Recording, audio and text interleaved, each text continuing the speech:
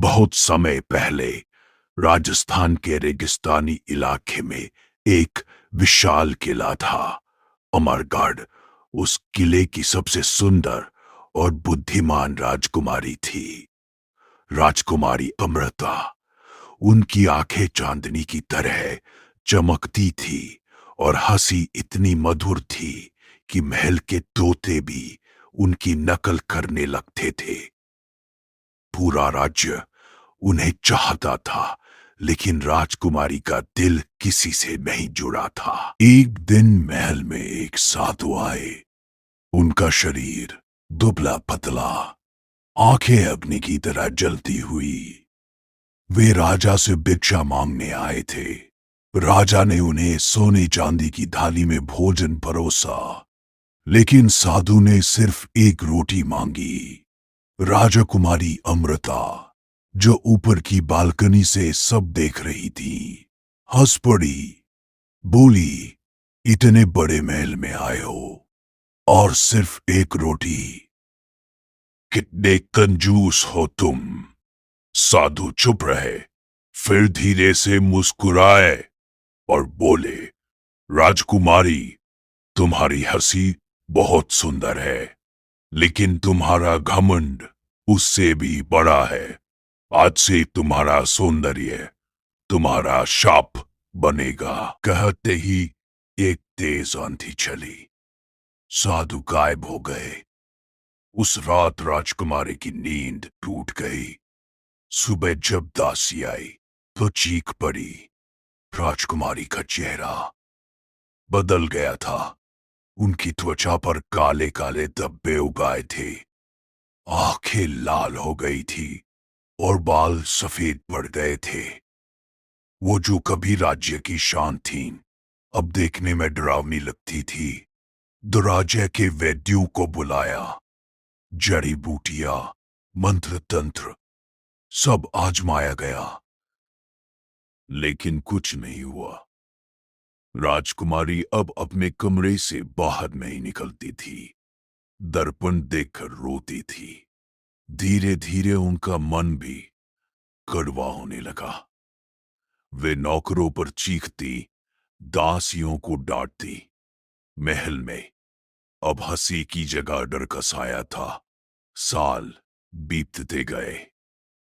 एक दिन एक युवा यायावर महल के द्वार पर आया। नाम था वीरेंद्र। वो कोई राजकुमार नहीं था, बस जो गीत गाता और चित्र बनाता था। उसने सुना था अमरगढ़ की शापित राजकुमारी के बारे में।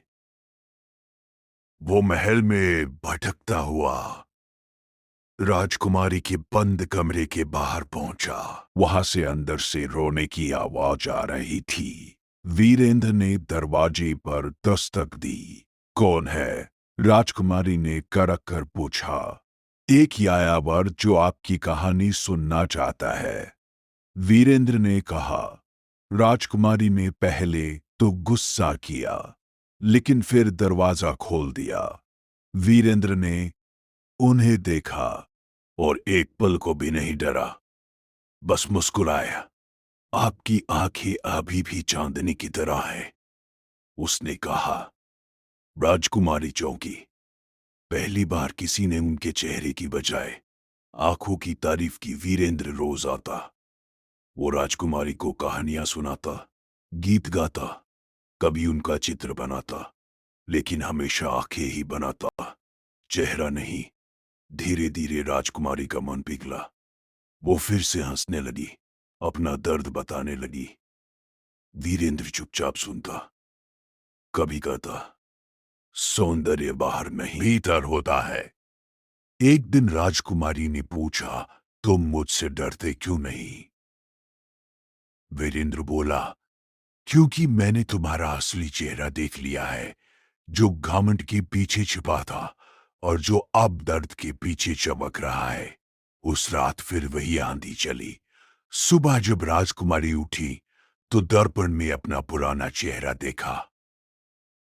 शाप टूट चुका था, लेकिन वो खुश नहीं हुई। या वो दौड़ी वीरेंद्र के पास। शाप टूट गया।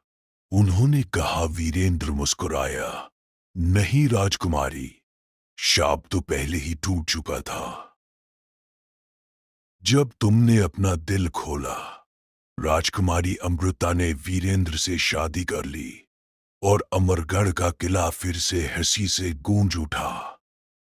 कहते हैं सच्चा सौंदर्य घमंड में नहीं, करुणा में होता है। और शाप अक्सर हम खुद पर डालते हैं, दूसरों पर नहीं।